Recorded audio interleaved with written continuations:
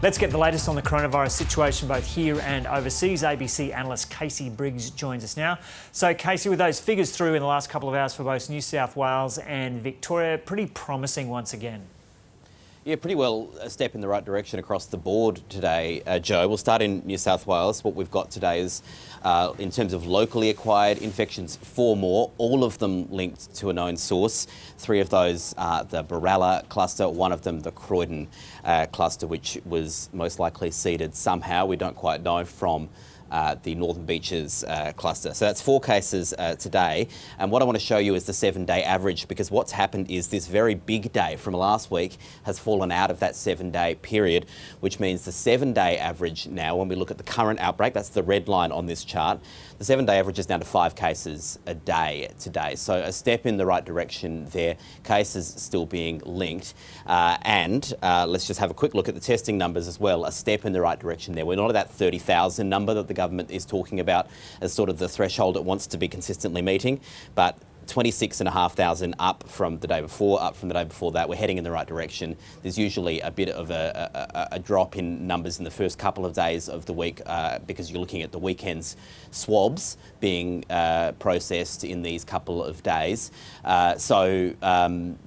Everything there is sort of stepping in the right direction. That doesn't mean this outbreak is resolved, it's done. There are still threats, there are still issues. The Baralla cluster, obviously the biggest one at the moment, thousands of people in isolation and many more today going in, even if it's just for a day or two while they get a test. And thank you to everyone that's doing that, because it is a sacrifice that is, having a real impact, because all of the, a lot of the cases that are being found at the moment are people already in isolation. And if they're in isolation before they're even infectious, well, they can't spread this virus on to other people. And then briefly, just in Victoria, another 3 local cases, again linked to that one single cluster, and so things are continuing to look very stable there. We're still not through the period that you'd be concerned about unlinked and mystery cases in the state. There's still a lot of contact tracing being done, but so far so good.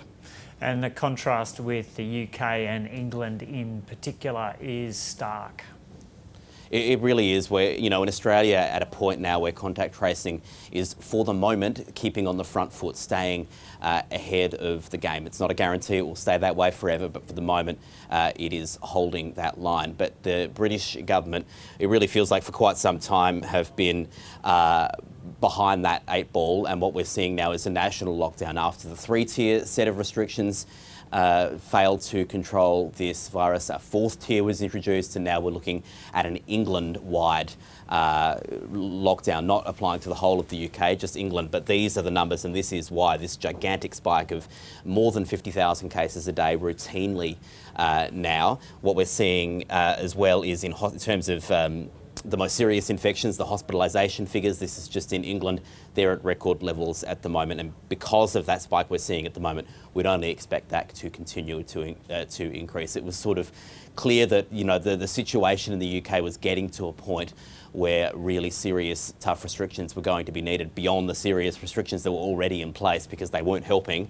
It had been 2 weeks since Tier 4, more than 2 weeks since Tier 4 was introduced in parts of London, and those numbers are just continuing to grow. And now we've got 26,000 people ill enough to require hospitalisation in England, and growing. And Casey, what have you got for us on the vaccination situation? Yeah, we want to start tracking these vaccination figures as more and more countries roll out doses of the vaccine and approve, mostly at the moment, their emergency use approvals. The countries that are most seriously impacted are rolling this vaccine out faster than countries like Australia. But this is basically the only chart we've looked at in a very long time where the bigger the number, the better. And so what we're looking at now is 13 million doses just since mid-December have been administered through the world. And which countries are leading the way? Well, the one that's far and away above every other country is Israel, 14 doses, so 14% of Israelis have had a first dose of a coronavirus vaccine. They do require 2 doses, remember, so you're looking to get these numbers up toward 200 in order to sort of feel comfortable that you've got some level of what we can call herd immunity. But Israel has really taken that lead in terms of trying to vaccinate as many people as fast as possible.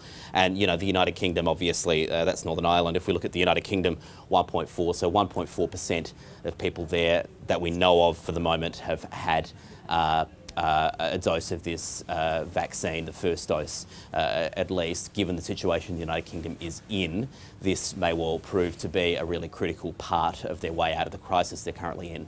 Okay, we'll leave it there, Casey Briggs.